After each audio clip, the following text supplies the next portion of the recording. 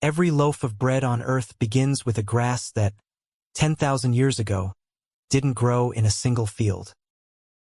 It grew wild on hillsides in the Middle East, and it fed people who never planted a seed of it on purpose. Then people started tending it, harvesting it, replanting it, generation after generation. And over thousands of years, it changed them back. The wheat sitting in your kitchen right now is, by the genetic evidence, a species that would not exist without agriculture. This is the story of a wild grass that met farmers, and came out the other side as something neither wild nor entirely human-made. 10,000 years ago, across the hills of what's now southeastern Turkey, northern Syria and Iraq, two wild grasses grew on their own terms, wild Einkorn and wild emmer. When their seeds ripened, the whole seed head shattered and scattered across the ground. That's exactly what a wild plant needs to do to reproduce without any help from anyone. People had been harvesting these wild grasses for thousands of years before anyone planted one deliberately.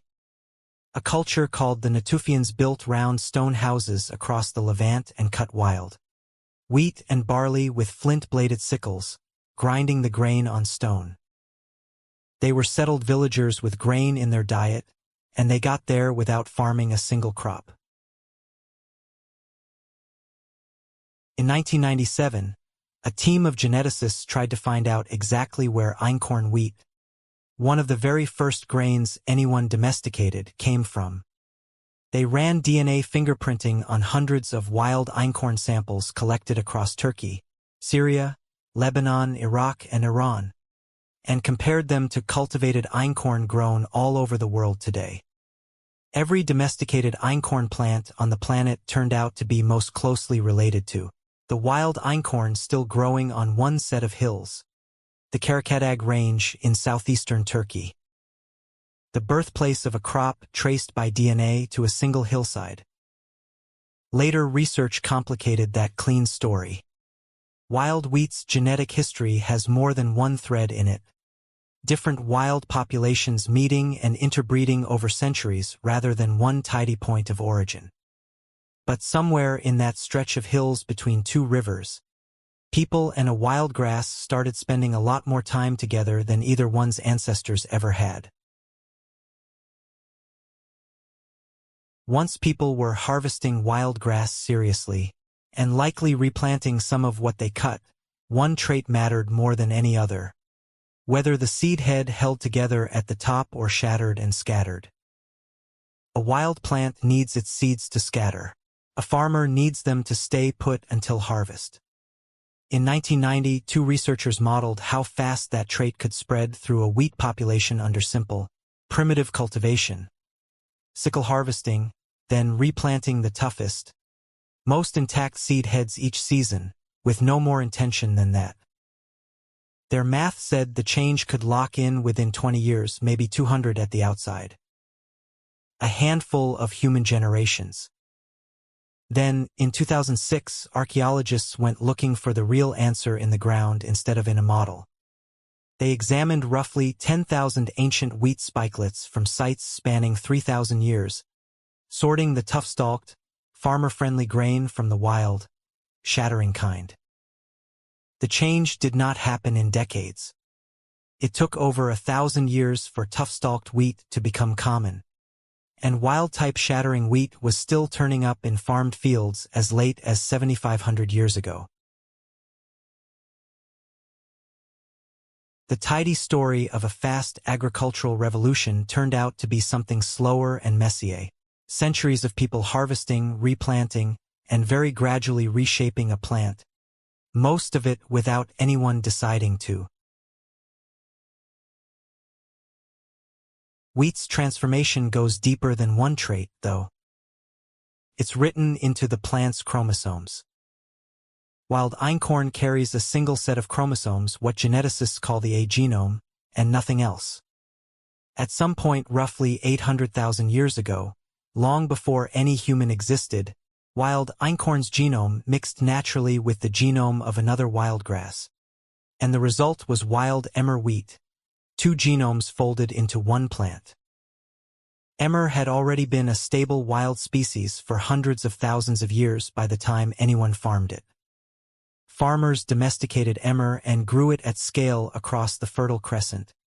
And that's when the second, stranger event happened. In cultivated fields, domesticated emmer crossed with a wild goatgrass growing as a weed at the field's edge. That cross, roughly 9,000 years ago, added a third genome on top of the other two, and the result was a species that had never existed before, bred wheat. Three wild grasses folded into one plant that, as far as the evidence shows, would not exist without agriculture. Wild goatgrass doesn't grow beside wild emmer out in nature. It only met emmer because people had planted emmer exactly where goatgrass happened to grow as a weed. The historian Yuval Noah Harari put the idea simply: in Sapiens, we did not domesticate wheat. Wheat domesticated us. It's a good line, and in a very literal genetic sense, it's also true. Bred wheat is a species that farming built.